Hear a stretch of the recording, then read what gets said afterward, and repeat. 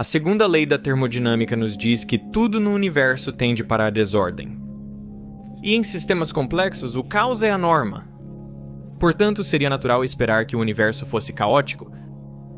E ainda assim, podemos observar ocasiões de ordem espontânea, a sincronização de metrônomos, as órbitas perfeitamente sincronizadas das luas, os flashes simultâneos de vagalumes e até mesmo o batimento regular do seu coração. O que coloca essas coisas em ordem apesar da tendência da natureza para a desordem? Este vídeo foi patrocinado pela KiwiCo. Detalhes no final do vídeo. Em 10 de junho de 2000, a Millennium Bridge, uma nova passarela sobre o rio Tâmisa em Londres, foi aberta com muita empolgação. Mas conforme as multidões lotavam a ponte, ela começou a oscilar. A polícia começou a restringir o acesso à ponte, mas isso apenas resultou em longas filas para entrar. O balanço não foi afetado. 2 dias depois, a ponte, que custou 18 milhões de libras, foi totalmente fechada e não seria reaberta por mais 2 anos. Então, o que deu errado? É sabido há muito que exércitos devem quebrar o passo ao atravessar pontes. Isso remonta a um acidente em 1831, quando 74 homens do 60º Corpo de Fuzileiros marchavam pela ponte suspensa de Broughton, no norte da Inglaterra. Ela desabou sob seus passos sincronizados. 60 homens caíram no rio, 20 dos quais sofreram ferimentos como ossos quebrados ou concussões. Felizmente ninguém morreu. Depois disso, o exército britânico ordenou que as tropas quebrassem o passo ao atravessar pontes. Observe as pessoas atravessando a ponte do milênio. A maioria deles está caminhando em sincronia uns com os outros. Mas eles não fazem parte de um exército, são membros aleatórios do público, então por que estão caminhando juntos? E por que uma ponte moderna, projetada para tráfego pesado de pedestres, não poderia lidar com isso? Para entender isso, temos que voltar 350 anos. Em 1656, o famoso físico holandês Christian Huygens criou o primeiro relógio de pêndulo funcional. O objetivo era ajudar os marinheiros a descobrir onde estavam no globo. A latitude pode ser medida pela posição do Sol ou das estrelas, mas para a longitude é necessário saber a hora em um local fixo, como seu porto de origem. Mas os relógios da época atrasavam cerca de 15 minutos por dia, sendo efetivamente inúteis. Os relógios de pêndulo de Huygens, por outro lado, tinham precisão de 10 a 15 segundos por dia. O plano de Huygens era fixar seus relógios a uma massa pesada pendurada no navio para evitar que fossem afetados pelo mar agitado. Seu plano previa 2 relógios, caso um parasse ou fosse danificado. Mas ao testar essa configuração, enquanto estava doente em casa em fevereiro de 1665, ele fez uma descoberta notável. 2 de seus relógios estavam pendurados em uma viga de madeira apoiada em cadeiras. Observando os pêndulos balançarem para frente e para trás por horas, ele notou que, após cerca de meia hora, eles sincronizavam espontaneamente. Enquanto um relógio balançava para um lado, o segundo balançava para o outro lado. Enquanto um fazia tique, o outro fazia taque. Então ele tentou perturbar os relógios. Ele os colocou para funcionar fora de sincronia, mas em cerca de 30 minutos, eles retornaram ao mesmo passo sincronizado. Huygens pensou que essa estranha simpatia dos relógios deve ter sido causada por correntes de ar entre os pêndulos, então ele colocou uma grande placa entre eles. Mas os relógios continuaram a se sincronizar, não eram as correntes de ar. Quando ele separava os relógios, a sincronia desaparecia, seus tempos se distanciavam. Porém, ao juntá-los novamente, a sincronia retornava. Huygens notou que os relógios sincronizaram porque estavam pendurados na mesma viga. Ele transferia vibrações mecânicas de um relógio para o outro, fazendo com que os 2 osciladores se acoplassem. Huygens foi o primeiro a observar esse tipo de sincronização espontânea em objetos inanimados e, embora ele tenha descrito qualitativamente o que estava acontecendo, foi apenas algumas décadas atrás que os cientistas começaram a elaborar uma teoria rigorosa de sincronização. Você pode ter visto essa demonstração onde você coloca vários metrônomos em uma plataforma leve e instável e os inicia fora de sincronia.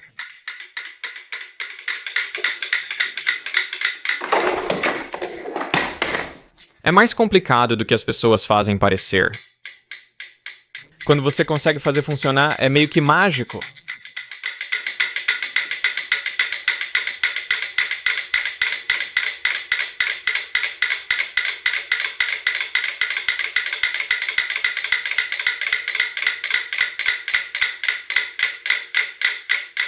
Esses metrônomos não têm exatamente a mesma frequência natural, e ainda assim eles ainda batem no tempo. Para entender como isso funciona, considere primeiro um par de metrônomos oscilando em sincronia.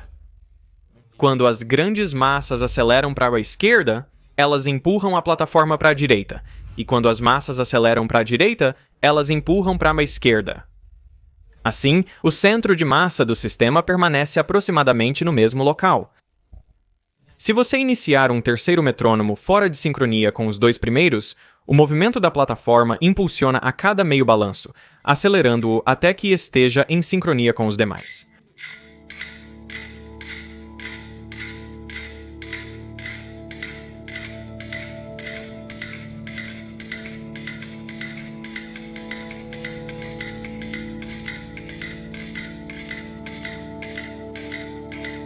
Isso funciona independentemente da quantidade de metrônomos.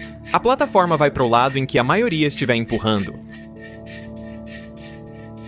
A posição de um pêndulo de metrônomo ou qualquer outro oscilador pode ser representada como um ponto em um círculo. Isso mostra sua fase, ou seja, em que parte do ciclo ele está. O ponto mais à direita do pêndulo pode ser chamado de 0 grau, enquanto o ponto mais à esquerda é de 180 graus.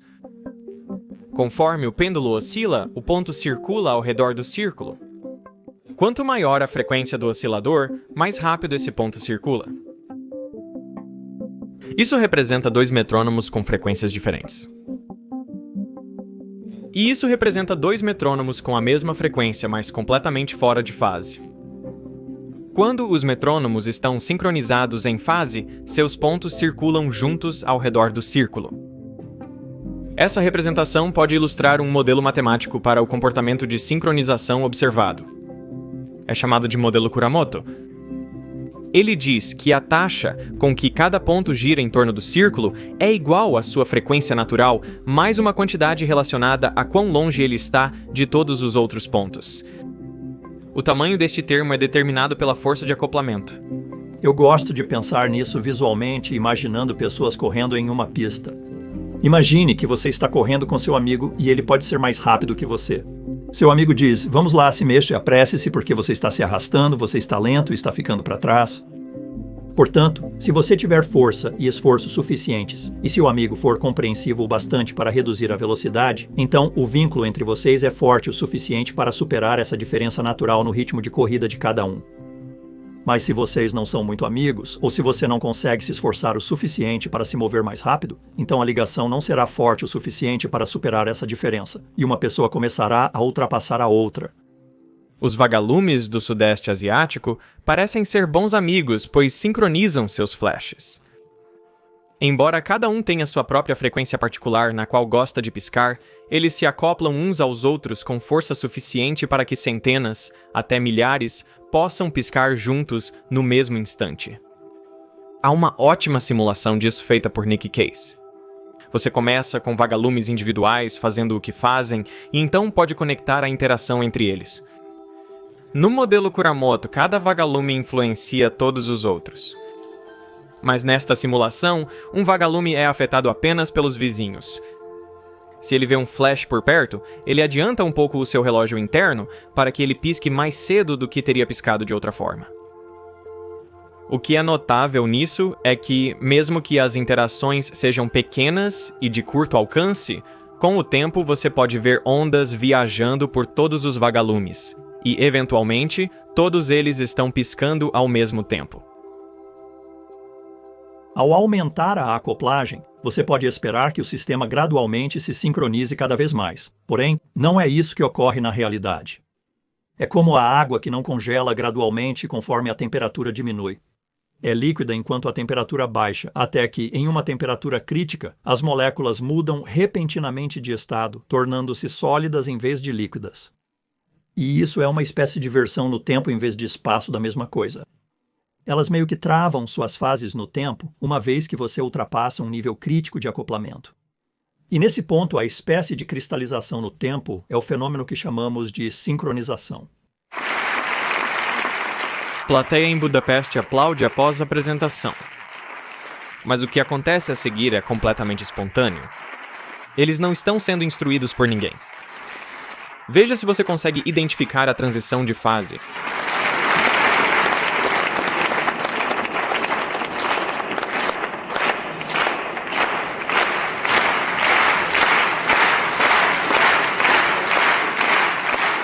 Este fenômeno de sincronização sobre o qual estamos falando, uma das coisas que acho mais atraente é o quão universal ele é, que ocorre em todas as escalas da natureza, do subatômico ao cósmico.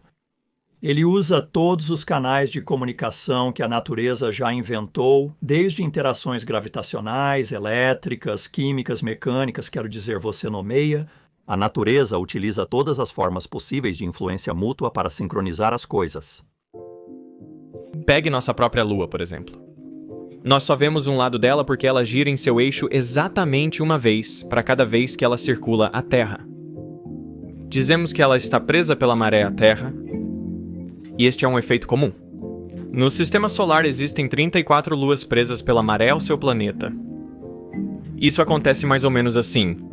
Uma lua começa com sua própria frequência de rotação, mas a atração gravitacional para o planeta é mais forte no lado mais próximo ao planeta, e então distorce a lua em uma forma de ovo, o que é muito exagerado aqui. Conforme a lua continua a orbitar e girar em seu eixo, esses inchaços saem do alinhamento com o planeta. Assim, a força gravitacional sobre eles os puxa constantemente de volta ao alinhamento, diminuindo a rotação da Lua até que ela esteja travada com o planeta. Se a Lua inicialmente gira muito devagar, esse mecanismo pode acelerá-la até ficar travada. Há vários outros fenômenos impressionantes de sincronização em nosso sistema solar. As 3 luas mais internas de Júpiter, Io, Europa e Ganimedes, não estão apenas travadas pela maré ao planeta, elas também estão em uma ressonância orbital de 1:2 para 4 entre si. Para cada vez que Ganimedes dá a volta em Júpiter, Europa dá 2 voltas e Io 4 voltas.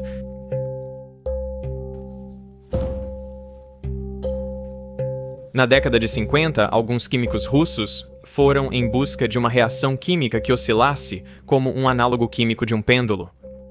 Tipo, você poderia fazer algo ir e voltar, digamos, entre azul e laranja repetidamente, e ingenuamente você poderia dizer que isso é impossível porque há princípios da termodinâmica que dizem que sistemas fechados apenas aumentam sua entropia ao longo do tempo, que eles simplesmente vão chegar ao equilíbrio. Mas não há princípio na química ou na termodinâmica que diz que você tem que ir monotonamente para o equilíbrio. Você tem permissão para oscilar e amortecer para o equilíbrio de uma maneira oscilatória. É exatamente isso que Boris Belozov e, mais tarde, Anatol Zhabotinsky descobriram. Então, essa reação é conhecida como a reação de Belousov-Zhabotinsky, ou reação BZ. Eu acelerei porque pode continuar por meia hora ou mais oscilando entre essas cores. Agora vai passar mais tempo na cor laranja escura, então acelerei mais essas sessões. É muito espetacular e é meio chocante ver uma reação química fazendo essas mudanças periódicas de cor, como produtos químicos agindo como um relógio, como um pêndulo.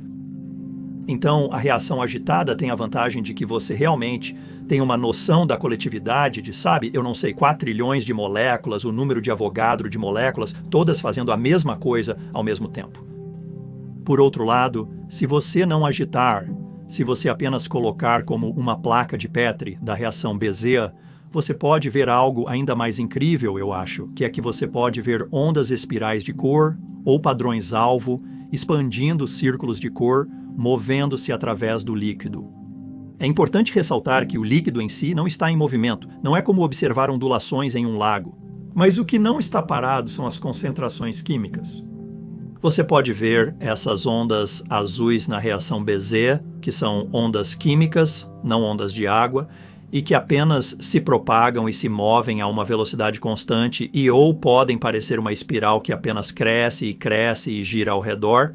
E o que é realmente assustador e estranho sobre isso é que o mesmo fenômeno é visto no coração. Você pode ver ondas espirais de excitação elétrica no coração que se parecem exatamente com as ondas espirais nas oscilações químicas e ondas químicas na reação Bézet. E isso foi o tipo de coisa que inspirou meu mentor, um cara chamado Art Winfrey, que usou ondas de reação química para dar a si mesmo uma visão sobre arritmias cardíacas.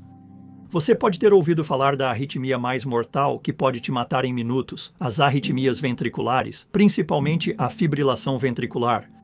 O trabalho de Winfrey, ao ver essas espirais rotativas em corações, bem como na química, levou-o a uma teoria sobre o que realmente está causando a fibrilação ventricular. Poderíamos projetar, por exemplo, desfibriladores melhores e mais suaves? Esse poderia ser um bom resultado dessa teoria. A falta de sincronização em um coração fibrilando faz com que o sangue não seja bombeado, levando à morte súbita. Portanto, pouca sincronização é obviamente um problema, mas muita sincronização também pode causar problemas. Lembra da ponte do milênio oscilante? Tudo parecia se dever à chamada sincronia da multidão. Foram as pessoas andando em sincronia que causaram a oscilação? Na verdade, foi meio que o oposto. A ponte do milênio foi projetada para parecer uma fita de luz, então sua construção é única. Diferente de uma ponte suspensa típica, seus cabos de suporte correm ao lado, esticados como cordas de guitarra. Na literatura de engenharia civil, todos os projetistas sabem que você não constrói uma passarela com uma frequência ressonante igual à frequência da caminhada humana. Damos cerca de 2 passos por segundo, alternando entre o pé esquerdo e o direito. Estudantes de engenharia civil sabem que se pessoas vão caminhar na ponte, é melhor que ela não tenha uma frequência ressonante vertical de 2 Hz. É de conhecimento geral, inclusive dos construtores da ponte do milênio. Mas o que eles não sabiam, e o que era novo naquele dia, é que metade da frequência também é importante, uma frequência de 1 ciclo por segundo, que é a frequência com que você coloca, digamos, o seu pé esquerdo. Você usa o pé esquerdo metade do tempo. Por que isso é relevante? Ao atravessar uma ponte, quando você coloca o pé esquerdo no chão, exerce uma pequena força lateral na estrutura. Normalmente isso não importaria porque as pessoas caminham em seu próprio ritmo sem sincronia. As forças laterais são apenas 1/10 das forças descendentes exercidas na ponte. Isso seria insignificante e não afetaria a ponte. Mas, se acontecer de a ponte ter uma frequência lateral de 1 ciclo por segundo, o que aconteceu com a ponte do milênio, então as pessoas podem realmente começar a fazer a ponte se mover um pouco.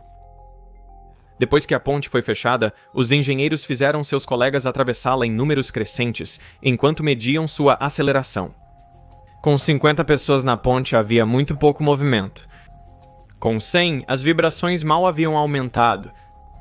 Com 156 ainda não havia oscilação. Mas com apenas mais 10 pessoas, 166, a aceleração aumentou dramaticamente. A ponte balançava exatamente como no dia da inauguração. O sistema passara por uma transição de fase. Se as pessoas conseguem fazer a ponte se mover um pouco, descobre-se que elas não gostam de andar em uma plataforma que se move levemente para o lado. Se você já esteve em um trem que está indo rápido, ou se você se levanta em um barco a remo e ele começa a se mover para o lado, as pessoas abrem as pernas para tentar se estabilizar e elas realmente começam a andar em sincronia com o movimento lateral da ponte. Você pode ver imagens da BBC de pessoas fazendo isso. É espetacular e louco. Então não foram as pessoas caminhando sincronizadas que fizeram a ponte balançar. A ponte balançando fez as pessoas caminharem sincronizadas. Então, conforme as pessoas se sincronizavam com o movimento da ponte, adotando essa estranha marcha de pinguim, eles, sem querer, injetaram mais energia na ponte, agravando seu movimento. Houve um ciclo de feedback positivo entre o movimento da multidão fazendo a ponte se mover mais, o que fez mais pessoas se sincronizarem com a ponte, impulsionando-a ainda mais. Após identificarem o problema, puderam resolvê-lo reduzindo a força de acoplamento. Eles instalaram amortecedores dissipadores de energia por toda a ponte. Foi um grande constrangimento e custou milhões de libras para reparar a ponte. Na ciência fazemos reducionismo. Os cursos de ciência ensinam que para resolver um problema é preciso dividi-lo em partes menores e analisá-las. E isso tem sido fenomenalmente bem-sucedido para todos os ramos da ciência. Mas a grande fronteira na ciência hoje é o que acontece quando você tenta voltar a juntar as partes para entender o todo. Esse é o campo dos sistemas complexos. Por isso não compreendemos bem o sistema imunológico, não entendemos muito bem a consciência ou a economia. Parece que o todo é mais do que a soma das partes. Esse é o clichê que me encantou durante toda a minha carreira de pesquisa. Quero entender como você pode descobrir as propriedades do todo, dadas as propriedades das partes.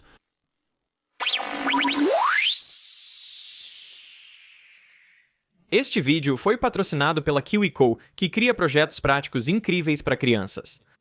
Eu uso as caixas de assinatura deles com meus filhos há mais de um ano e queria refletir sobre o que realmente gosto nelas. Primeiramente, meus filhos querem fazer esses projetos comigo. Quando uma caixa chega, eles ficam animados para abri-la e começar a criar. Você pode fazer isso porque tudo o que precisa vem direto na caixa. Meus filhos ainda são bem novos, mas a KiwiCo tem 8 linhas de assinatura para diferentes idades, desde recém-nascidos. Enquanto eu filmava para este segmento patrocinado, meu filho de 4 anos, espontaneamente, sugeriu fazer um experimento. O que poderíamos fazer? Só nos resta encarar isso como romanos. Boa ideia. Podemos tentar empurrá-lo e deixá-lo ir. Essa é uma boa ideia. Vamos tentar. Eu estava tão orgulhoso que ele pensou nisso sozinho. E eu quero que ele continue pensando assim, considerando os e se e fazendo perguntas maiores. Uma caixa KiwiCo é como um iniciador de pensamentos em uma caixa. Além disso, é hora de se conectar e se divertir por horas. Para experimentar, acesse kiwico.com/veritasium50 e ganhe 50% de desconto no primeiro mês de qualquer caixa. Vou colocar esse link na descrição.